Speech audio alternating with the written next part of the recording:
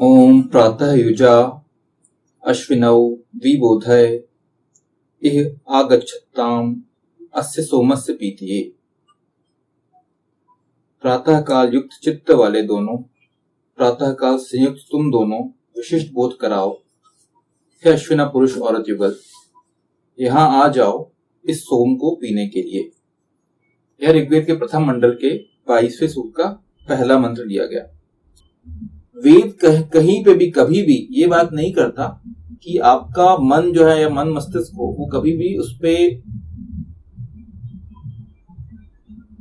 उसपे मदिरा के द्वारा जो एक मादकता आती है वो कभी भी ऐसी कोई बात नहीं करता। हमेशा वेद मन को और आपके मस्तिष्क को हमेशा स्थिर होने की बात करता है।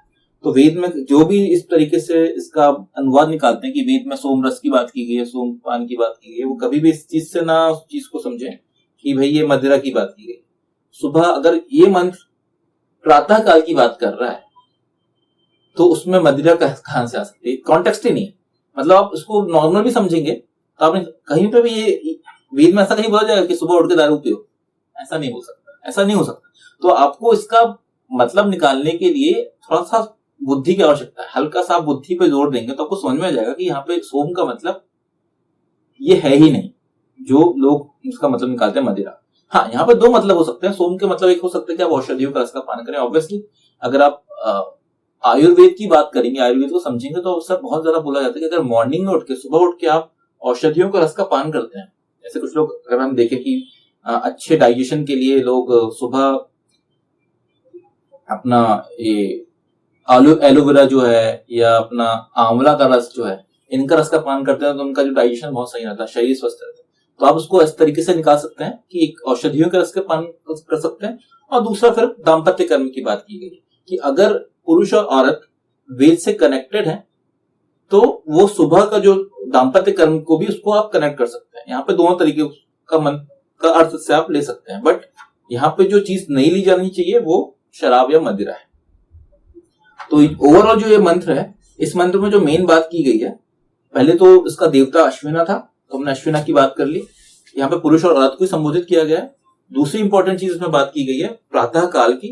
प्रातः काल इंपॉर्टेंट यहाँ पे इस पर्टिकुलर वेद मंत्र से हमें मालूम चल रहा है कि प्रातः काल का इंपॉर्टेंस क्या है। तीसरी बात जो की गई है वो बोला गया है कि आप चित्त को समाहित करें, मतलब स्तवन के द्वारा आप उस चीज को, इस मंत्र में ये बोला कि प्रातः काल अगर स्तवन करेंगे तो उसके क्या बेनिफिट हो सकते हैं, वो बात की गई है।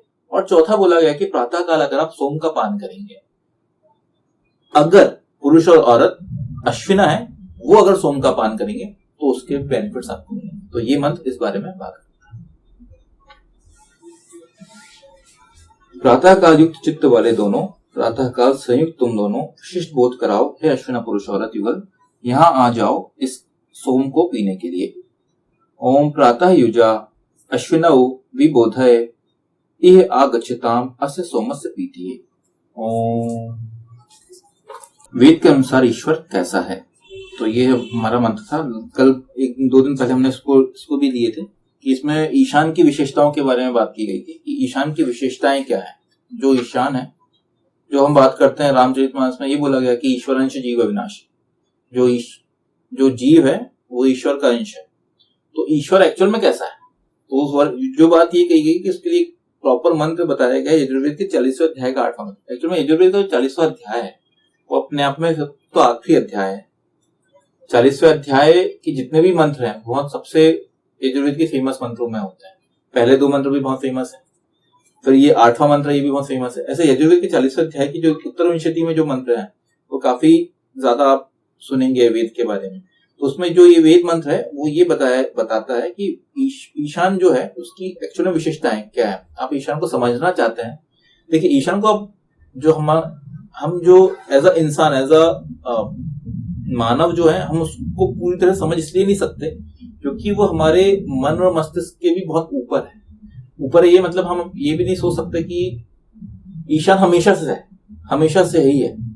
तो हमारा दिमाग ये सोच ही नहीं पाएगा कभी कि हमेशा से कोई चीज कैसे हो सकती है, क्योंकि हम जो लोग हैं, हम पैदा हुए हैं, हम कभी ना कभी हमारा टाइम स्टार्ट हुआ है, किसी भी चीज का टाइम स्टार्ट हुआ है और उसका टाइम एंड होता है। ये हमारी बाध्यता है, हमारे शरीर की या इंसान होने की बाध्यता ये है कि हम कहीं ना कहीं से स्टार्ट होते हैं। जैसे कि मैं कभी पैदा हुआ, उस दिन मेरी डेट ऑफ बर्थ का पर्टिकुलर टाइम में मैं पैदा हुआ, और किसी टाइम पे मैं उस साल के बाद जो भी साल पर मेरी मृत्यु हो जाए। तो ये टाइम बाउंडेशन, हर चीज कभी स्टार्ट होती है और फिर वो एंड होती है। लेकिन ईशान के बारे में जो ये बात की जाती है, ईशान हमेशा से ही है, तो वो हमारा दिमाग, हम अगर सोचना स्टार्ट करेंगे तो हम सोच ही नहीं सकते।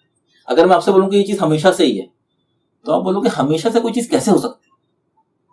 आपका दिमाग उस लेवल पे सोच ही नहीं पाएगा। क्यों नहीं सोच पाएगा? क्योंकि हम कभी ना कहीं तो हम सोचेंगे ना कि यार हमेशा से कोई चीज कैसे हो सकती है। मतलब आप कितना भी डीप में सोचते जाओगे, सोचोगे भी ईशान कब से था, तो आप सोच ही नहीं सकते।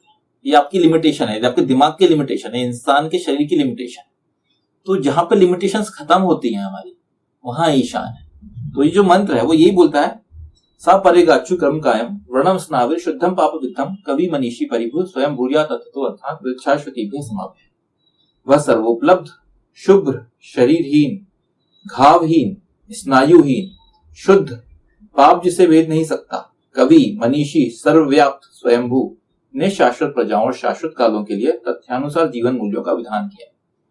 ये जो चीज है ये आपको बताती है, एक लिमिट में आप थोड़ा समझ सकते हैं कि ईशान कैसा है। पूरी तरह से तो हम कभी नहीं सोच सकते, समझ सकते ईशान कैसा है, क्योंकि ये हमारी बाध्यता है। लेकिन जितना आप समझ सकते हो, जितना आप सोच सकते हो, उस हिसाब से ये मंत्र सर्वोपलब्ध, हर ईशान अभी यहाँ पे भी है, इस जगह पे भी है, हर जगह पे है, शुभ्र है, कहीं पे भी काला कुछ नहीं है। ईशान मतलब प्योर प्रकाश, शुभ्र है, शरीरहीन, शरीर है ही नहीं ईशान का, घाव ही, शरीर नहीं तो घाव नहीं है, स्नायु तंत्र नहीं है, शुद्धि एकदम शुद्ध है, प्योर है, पाप जिसे भेद नहीं सकता, अनप्योरिटी कहीं पे भी नहीं है, कवि है, विद्वान है, मनीषी है, मनों को जीतने वाला है, सर्वव्याप्त है, हर जगह है, स्वयंभू है, जिससे स्वयं अपने आप से उसका अस्तित्व है। ऐसा है ईशान।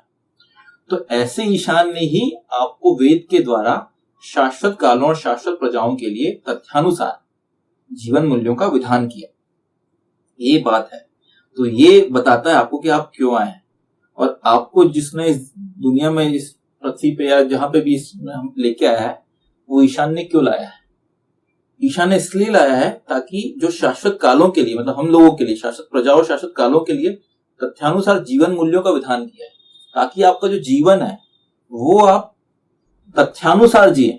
वेद को रैंडम आंख बंद करके आपको अप्लाई नहीं करना है, या ईशान को आंख बंद करके आपको नहीं मानना है, आप मत मानिए, लेकिन आप तथ्यों के अनुसार उस चीज को समझिए और अप्लाई करिए जीवन को। देखिए जीवन मूल्य जो है ये वेद है, ये हमेशा सृष्टि पे आच्छादित छाया हुआ है। वेद के हिसाब से सृष्टि चल रही है।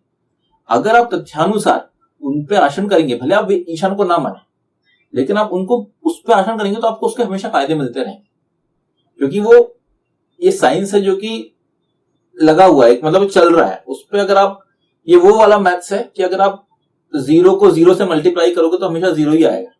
आप कुछ भी करेंगे उस पर, 1 या 10 से लाख से मल्टीप्लाई जीरो को करेंगे तो जीरो ही आने वाला, ये वैसा वाला है। तो प्री डिफाइंड है, पहले से ही सब चीजें फिक्स्ड हैं, उन पे आपको आसन करना है। सबसे इंपॉर्टेंट क्या हो जाता है कि अगर ऐसी कोई चीज है तो इंपॉर्टेंट है कि आप उसको समझिए। आप ऐसा ना करिए कि मैंने धोखा नहीं करना है आपको। हमने होता ना कई बार कि यार धोखे से मैंने एक बार ऐसा कुछ किया तो धोखे से मेरा कुछ काम अच्छे से हो गया, आपको वो काम धोखा नहीं होना है। एक बार होता ना मतलब कि एकदम से मैंने ऐसा पेन कुछ तो फेंका और वो सही जगह जाके जम गया, अरे यार धोखे से हो गया। या कुछ तो भी, कोई भी काम आपने एक रैंडम कोई भी काम करे वो धोखे से सही निकल गया, तो आपको धोखा नहीं होने देना है कि अरे यार गलती से, यार तुक्के में हो गया अपने से, नहीं। वेद जो है, वेद वो है, आपको वेद को प्रॉपरली अप्लाई करके तथ्यों के अनुसार समझ के अगर आप उसमें आचरण करेंगे तो आपको उसके फायदे मिलेंगे। तब आपको ऐसा नहीं, जो चीज धोखे से होगी ना वो चीज होगी जो कि आपने धोखे से किसी वेद के नियम पे आचरण कर दिए, तो आपको उसके फायदे मिल गए धोखे से, ये हो सकता है। तो ऐसे बहुत सारे हमारे, अगर आप एग्जाम्पल देखेंगे तो ऐसे बहुत सारी चीजें हैं जहां पे आपको राक्षस भी रहे हैं जिन्होंने अगर उसका सही काम किया है तो उनको उसके फायदे मिले हैं। जो उनको वरदान मिलते थे वो वही थे कि वो तपस्या करते थे, और तपस्या करने के बाद उनको वरदान मिलते थे, तो वो सोच समझ के उस पर काम करते थे, तो उनको वो चीज मिलती थी। धोखे से कभी कोई भी चीज धोखे से नहीं होती। धोखे से वो चीज होती है कि आपने धोखे से या बिल्कुल अनजाने में आपने कोई ऐसा काम कर दिया जो कि वेद के हिसाब से सही है, तो आप उससे फायदे मिल जाएंगे। लेकिन जीवन में अगर आप पूरी तरह से वेद को अप्लाई करके काम करेंगे तो आपको हमेशा उसके फायदे मिलेंगे। आपको ये कोशिश करनी है कि हम कोई भी काम रैंडम ना करें।